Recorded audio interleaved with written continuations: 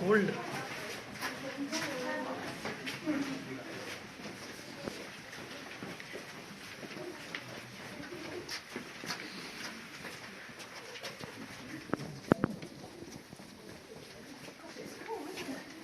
Too cold.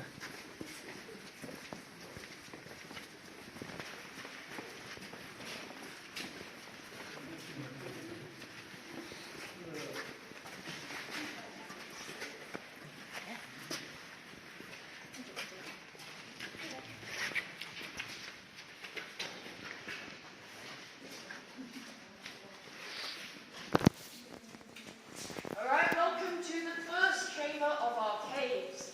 Now this is the chamber with the most human history we have to offer, and that's because this would have been the only accessible chamber right up until the 1600s. Around then, a wall which would have sat right here at this archway of rock and sediment would have been excavated, and we discovered the entire rest of our caverns. Now, as I mentioned, outside in the Bronze Age, this chamber was being used as a winter shelter against their harsh colds. Now, Bronze Age winters could actually reach as low as -30 degrees, which could actually be fatal temperatures, so they were very lucky to have discovered this cave beneath this mud slope, and they used it for many, many years. It is still quite cold in our caves, though. You probably noticed as we came inside. The temperature does definitely drop quite a bit. They would have actually had this fire pit right over here to gather around for warmth and also to take their feasts. Now, Frank Redfern, who was the cave custodian back in 1853, discovered all sorts of ancient charred animal bones down in this pit, which gives us an idea of the sort of diet. That's fine. Which gives us an idea of the sort of diet these Bronze Age people would have been eating. Now, these were bones of animals such as wild boar and deer, which would have lived around the area, as well as some more domestic animals like goats, sheep and pigs, which they would have kept at the time. Now, we did actually find 2 Bronze Age bodies in this chamber of the caves as well. They were discovered by Frank Redfern and his crew, and they were dated back to around 2000 BC. Now, nearby to them, we did also find a 3rd body.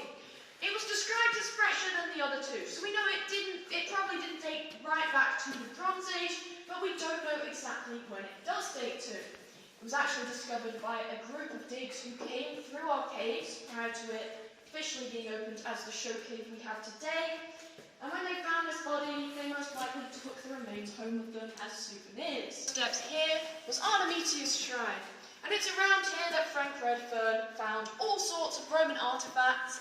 Things like Roman coins, jewellery and pottery, which all would have been left here as offerings to this goddess as they worshipped her.